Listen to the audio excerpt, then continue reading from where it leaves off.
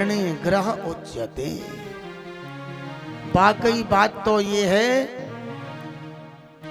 कि ईंट पत्थर के बने हुए मकान को मकान नहीं कहा जाता।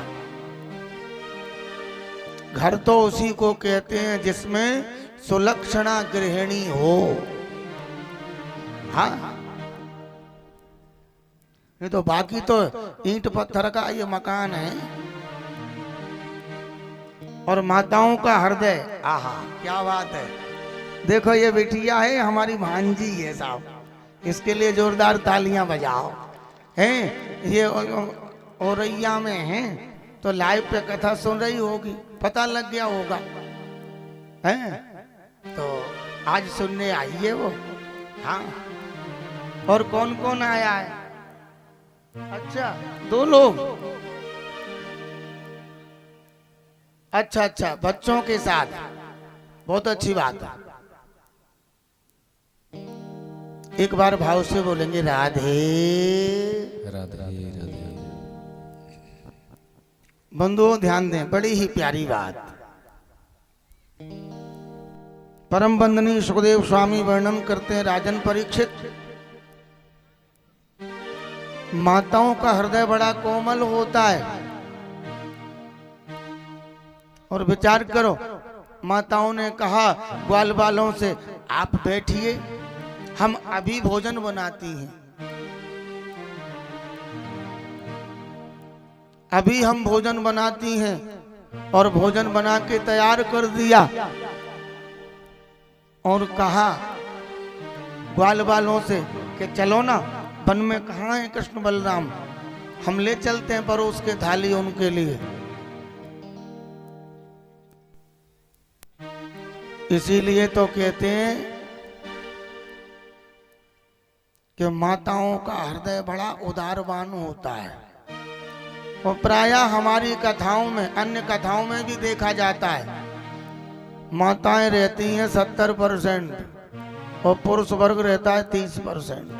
कहीं भी कथा करो, अब विचार करो, इन माताओं को गृह कार्य करना होता है, घर का साफ सफाई करो, खाना बनाओ, बच्चों को खिलाओ, स्कूल भेजो, बच्चों का टिफिन तैयार, और फिर श्रीमान जी बेऊ ऑफिस के लिए तैयार, उनके लिए भोजन है।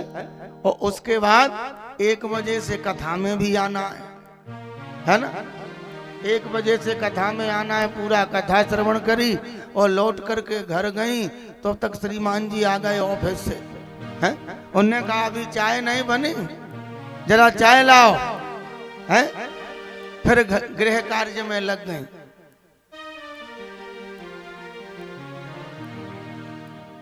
तो वाकई माताओं का तो कहना ही क्या है। भोजन बनाया सुंदर और थाली परोसी, और महाराज उनके पति थे, यज्ञशाला में ब्राह्मण देवता बैठे थे, उनकी तरफ से पर्दा कर लिया, घूंघट थोड़ा सा ही तो करना था, इधर बैठे थे, पर्दा किया और ग्वाल वालों के साथ भगवान कृष्ण को, बलराम को भोजन खिलाने के लिए जंगल में गई। बंधुओं, मेरे प्रभु ने, सुखदेव स्वामी वर्णन कर रहे हैं, राजन परीक्षित, मेरे प्रभु ने, कृष्ण और बलराम ने उठ करके उन ब्राह्मण पत्नियों को प्रणाम किया, चरण स्पर्श किए उन ब्राह्मण पत्नियों के, और बड़े प्रेम से भोजन किया। और मेरे प्रभु ने कहा माताओं अब अपने घर चली जाओ, लौट जाओ। और जैसे ही यज्ञ करता ब्राह्मण की पत्नियां घर गईं तो विचार करो उनके पति नाराज नहीं हुए। हाँ, क्योंकि वो भगवान के पास गई थी ना भोजन खिलाने। और कहा भी है, मानसकार बाबा तुलसीदास जी कह रहे हैं मानस में, बड़ी प्यारी बात, जा पर कृपा राम की होई जा पर कृपा राम की होई जा पर कृपा राम की होई जा पर कृपा राम की होई ता पर कृपा करे सब कोई ता पर कृपा करे सब कोई जा पर कृपा। बंधु, उन ब्राह्मण यज्ञ करता ब्राह्मण की पत्नियों को गोविंद का दर्शन हो गया और जैसे ही वो अपने घर लौट करके आई तो उनके पति देवता नाराज नहीं हुए, नाराज नहीं हुए और उनके पति तो यूं कहवे लग गए कि देग जन्म नस्त्रिविद विद्याम देग बहु धिक कुलम धिक क्रियादाक्षम विमुखाये त्वधोक्षजे।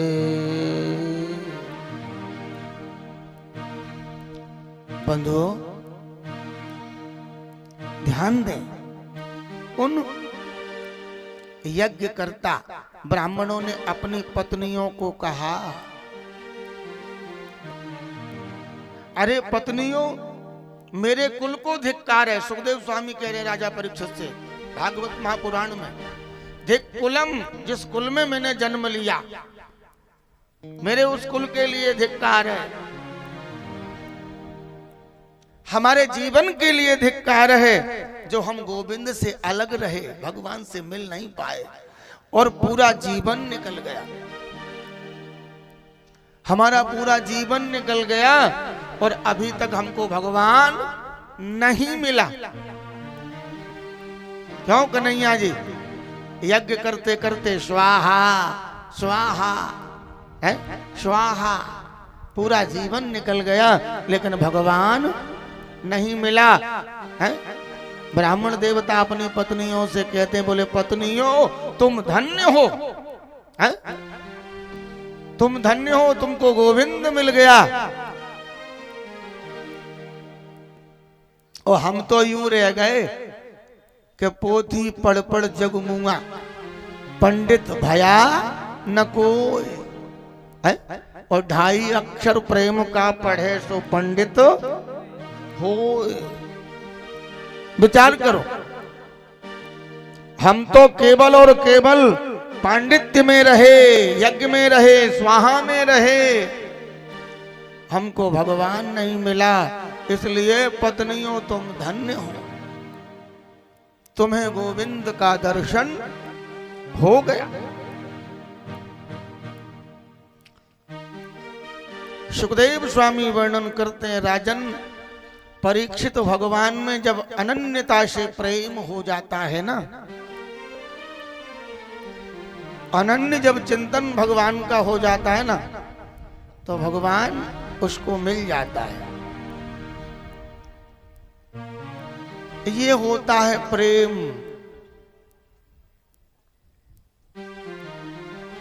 विचार करो, प्रेम से अद्भुत कर्मकांडी जो ब्राह्मण थे उनके जीवन में भी परिवर्तन आ गया और उनका भी जीवन बदल गया। जीवन बदल गया उन ब्राह्मणों का जो यज्ञ करते थे स्वाहा स्वाहा। सुखदेव स्वामी वर्णन करते हैं, परीक्षित ध्यान देना, हमारे प्रभु केवल और केवल प्रेम के वशीभूत रहते हैं और इसी प्रेम के कारण अपने ब्रजवासियों को मेरे प्रभु ने प्रेम भैया स्वप्नवत वैकुंठ का दर्शन कराया। हाँ, इतना प्रेम करते हैं ब्रजवासी ग्वाल वालों से। कथा के क्रम में वर्णन आया है कि स्वप्नवत बैकुंठ में ब्रजवासियों ने कहा, बोले लाला तेरो बैकुंठ कैसो है, मोकू देखनो है।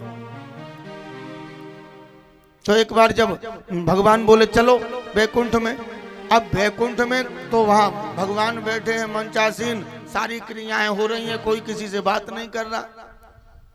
और ग्वाल वालों ने जैसे ही देखा, बोले यहाँ तो लाला कोई कायते बोले ही ना है, तो एक काम कर, मोय तेरो बैकुंठ बिल्कुल अच्छो ना लगे, अब तो तू ब्रज में ही चल, यहाँ तो कोई कायते बात ही ना करे। इसलिए स्वप्नवत मेरे प्रभु ने ब्रजवासियों को वैकुंठ का दर्शन कराया।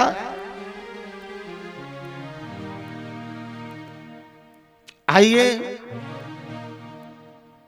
ब्रजवासियों का प्रेम, इसी प्रेम की चर्चा को आगे बढ़ाते हुए महाराज भागवत में इसको कहते हैं रास पंचाध्यायी। मेरे प्रभु ने महारास किया, श्रीधाम वृंदावन में महारास निधिवन में। परम वंदनीय सुखदेव स्वामी वर्णन करते हैं, परीक्षित ध्यान देना, इस महारास का वर्णन स्वामी हरदास जी ने किया है। प्रथम सुमेर भागवत भगवत भक्तवाणी, ऐसे थोड़ी महाराज में आप जा सकोगे। सबसे पहले तो भागवत कथा का श्रवण करो भक्तों का, तब। और द्वितीय आराध्य भक्ति, द्वितीय आराध्य भक्ति, भगवान में भक्ति हो दूसरे नंबर पे। व्यास नव भांति बखानी, 9 प्रकार की भक्ति है, उनमें से कोई न कोई एक भक्ति को अपनाओ। श्रवणम कीर्तनम विष्णु स्मरणम पाद सेवनम अर्चनम वंदनम दास्य चक्षुर आत्मनिवेदनम, ये 9 प्रकार की भक्ति है, इनमें से एक न एक तो भक्ति अपनानी पड़ेगी। और उसके बाद तृतीय करे गुरु समझ, जीवन में गुरु भी बनाओ तो समझ के बनाओ। कैसा हो? दक्ष सर्वज्ञ रसीलो, गुरु सब जानकार होने चाहिए, उसको सब जानकारी हो गुरु को भैया, सब में दक्ष हो। और चौथे हो विरक्त, और वो गुरु कैसा हो? विरक्त। और जब भी वो विरक्त होगा तभी विरक्त मार्ग पे ले जाएगा अपने भक्त को। बसे बनराज वसीलो, और 5 भूले देह सुधे, और तब छठे भावना रास की, जब देह का भान नहीं रहता तब कहीं जाकर के रास में प्रवेश मिलता है। तत्पश्चात के 7 भूले रीति रस, श्री स्वामी हरिदास, तब कहीं जाकर के रास में प्रवेश होता है। तो बंधुओं, यहां ध्यान देने वाली बात, जिन गोपियों के साथ मेरे प्रभु को रास करना है, उन्हीं गोपियों को भगवान की वेणु का नाद सुनाई दिया। सुखदेव जी के शब्दों में सुनिए, भगवान ने अपने वेणु का निनाद किया, वेणु बजाई। भगवान पिता रात्रि शरदोत फुल्ल मल्लिका,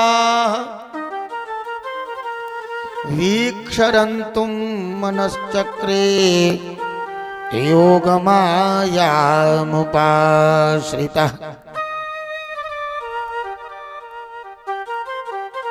अब विचार करो, भगवान ने वेणु बजाई कब?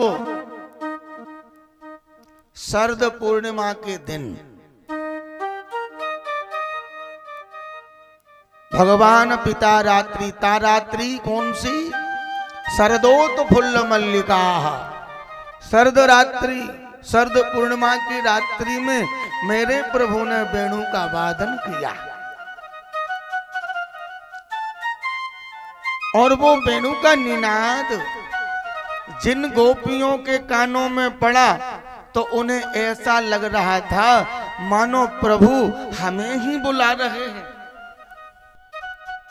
सज्जनों ध्यान देना, ये गोपी कोई और नहीं है। हाँ, ये मामूली गोपियां नहीं है। हाँ, प्रधान अध्यापक जी दादा ध्यान देना, 4 वेद हैं, यजुर्वेद, सामवेद, अथर्ववेद और ऋग्वेद है। इसमें जो है वेद में 3 कांड होते हैं, ज्ञान कांड, कर्म कांड और उपासना कांड। उपासना कांड में 16,000 मंत्र हैं। कितने मंत्र हैं? 16,000। और ये 16,000 मंत्र सब ब्रज में गोपी बने हैं। उपासना का मतलब जानते हो? उप समीपे आसनम उपासनम, परमात्मा के पास चले जाने का ही नाम उपासना है। तो ये सब ब्रज के मंत्र। और कौन सी गोपियां हैं? मुनि रूपा, श्रुति रूपा, स्वयं सिद्धा, साधना सिद्धा, मत्स्य कन्याएं, दैत्य कन्याएं, ये सब ब्रज में गोपी जाकर के बनी है। हाँ, तो महाराज जैसे ही गोविंद ने अपनी वेणु को बजाया कि निशम्य गीतम तदनंगवर्धनम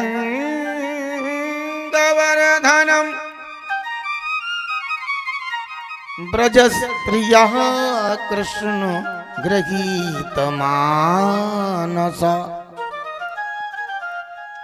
आजगमुरन्योन्यमलक्ष्य तोद्यमः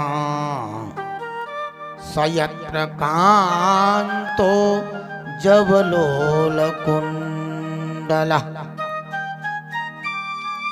निशम्य गीतम, मेरे प्रभु की वेणु को सुना उन गोपियों ने। परम वंदनीय सुखदेव स्वामी राजा परीक्षित को सुनाते, परीक्षित, एक गोपी गाय दोह रही थी। क्या? गाय दोहने के लिए उसने बाल्टी को उठाया और जैसे ही भगवान की वो वेणु कान में आवाज पड़ी, बाल्टी को पटक दिया और बस भगवान की तरफ दौड़ लगा दी। और एक गोपी महाराज अपने बच्चे को दूध पिला रही थी और भगवान की वेणु को सुना और दौड़ लगा दी। और एक गोपी महाराज लीपा पोती कर रही थी, है डेंटिंग पेंटिंग। हाँ, तो एक आंख में काजल लगाया और दूसरे में लगाना ही भूल गई। बस वेणु की आवाज सुनी और भगवान की तरफ।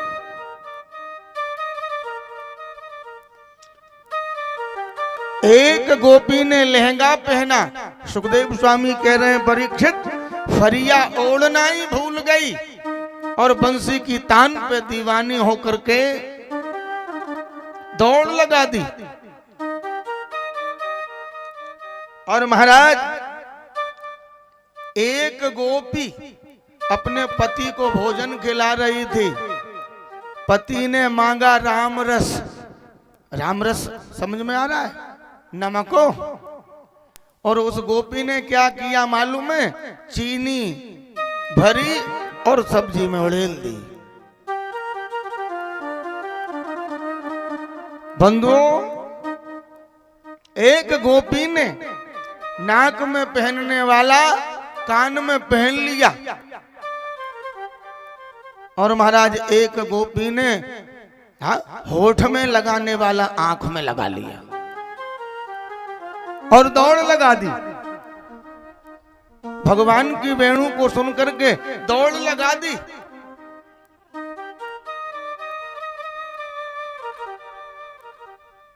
और जैसे ही महाराज शरद की उस पूर्णिमा में भगवान के पास गोपियां पहुंची तो स्वागतम ते वो महाभाग प्रियम किं करवाणि वा ब्रजस्यानामयं कश्चित् ब्रूतागमन कारणम। भगवान के पास गोपियां पहुंची जंगल में। भगवान ने कहा, हरि गोपियों तुम्हारा स्वागत है।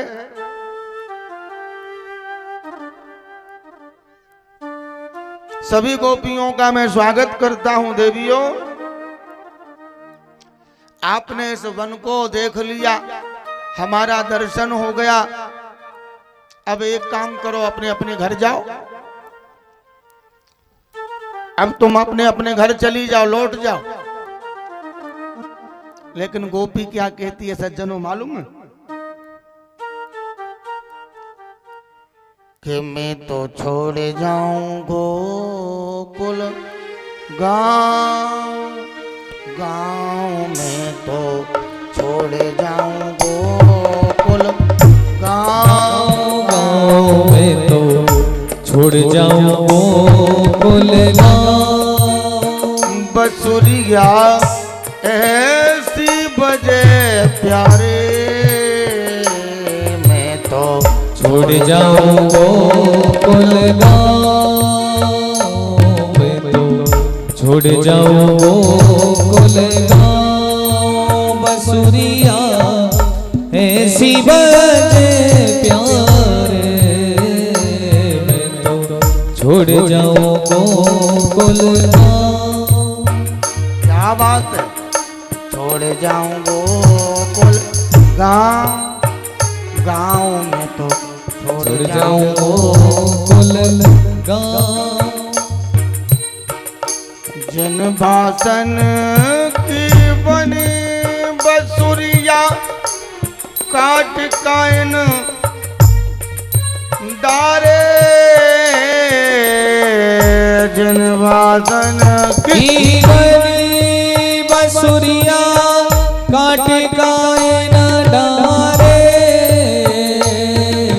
जन भाषण की बनी बसुरिया, जन भाषण की बनी बसुरिया, जन भाषण की बनी बसुरिया काट कायन डारे। और सारे गम पाधानी सा सानी धप मगरे सा, सारे गम पाधानी सा सानी धपा मगरे सा, सारे गम पाधानी सा सानी धप मगरे सा, कालत स्वर न्यारे, मैं तो छोड़ जाऊं गोकुल गाँव, गाँव में मैं तो छोड़ जाऊं गोकुल गाँव, मैं तो छोड़ जाऊं गोकुल गाँव। बसुरिया प्यारे, मैं तो छोड़ जाऊं गोकुल गाँव, मैं तो छोड़ जाऊं गोकुल गाँव।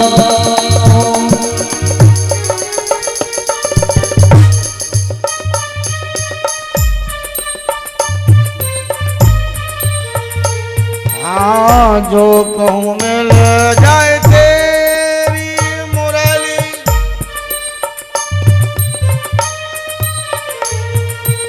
कि जो कहूँ मिल जाए तेरी मुरली, मिट जाए सब सखियन को दुखरी, जो कहूँ मिल जाए तेरी मुरली, मिट जाए सब सखियन को दुखरी, जो कहूँ मिल जाए तेरी मुरली, जो कहूँ मिल जाए तेरी मुरली, जो कहूँ मिल जाए तेरी मुरली, मिट जाए सब सखियन को दुखरी।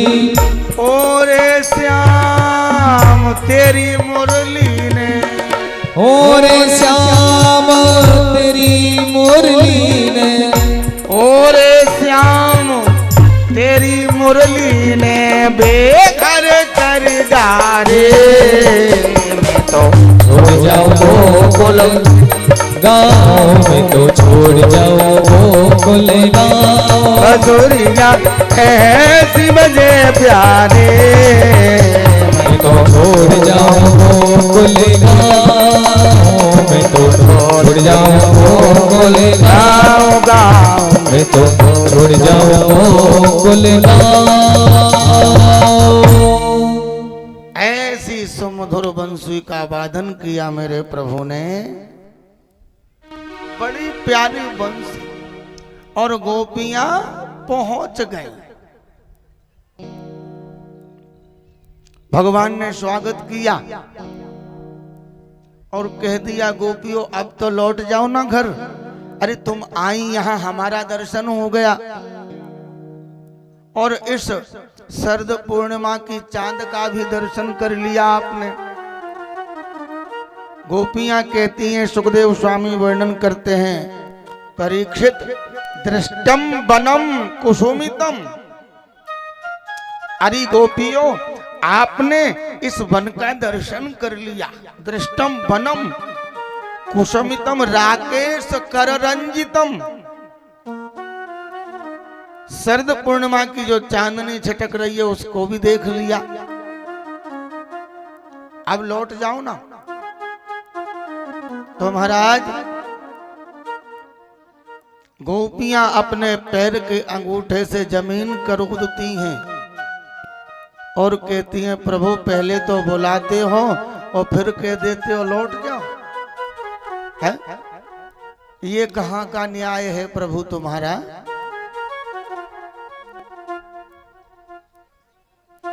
पहले तो अपने बंसी को बजा करके मुझे बुला लेते हो, फिर कह देते हो कि लौट जाओ। हाँ? भगवान गोपियों की परीक्षा लेता है। भगवान देख रहा है ये गोपी राज के लायक है या नहीं। भगवान कहते हैं, गोपियों ये कोई मतलब होता है तुम्हारा? अरे तुम लौट जाओ, तुम्हारे पति घर पे होंगे। अरे तुम्हारे पति घर पे होंगे। और ये गोपियां कोई मामूली नहीं है। वेणु का वादन सुन करके जब गोपियां आई, उनमें एक गोपी का पति था तेज तर्रार। बोले तू नहीं जाएगी। सो उसने उस गोपी को कमरे में ताला डाल दिया, बंद कर दिया। तो बंधुओं मालूम है उस गोपी ने, कोई गोपी मामूली थोड़े ही थी ना, बैठ गई पद्मासन लगा करके और उन गोपियों से पहले अपने प्राणों को प्रभु के पास पहुंचा दिया और अपने पति को कहा, इस हाड़ मास के पुतले को बैठ करके शहद डाल के चाटते रहना, हम तो चले। ऐसी गोपियां थी। और उन गोपियों को भगवान परीक्षा लेते, कहते गोपियों तुम चली आई है, तुम्हारे पति घर पे याद कर